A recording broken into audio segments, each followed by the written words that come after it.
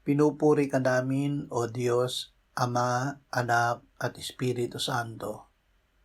Salamat, Ama, na ibinigay mo sa amin si Jesus na iyong anak, na namatay para sa aming kasalanan, iyong muling binuhay, iniakyat at iniluklok sa iyong kanan sa langit.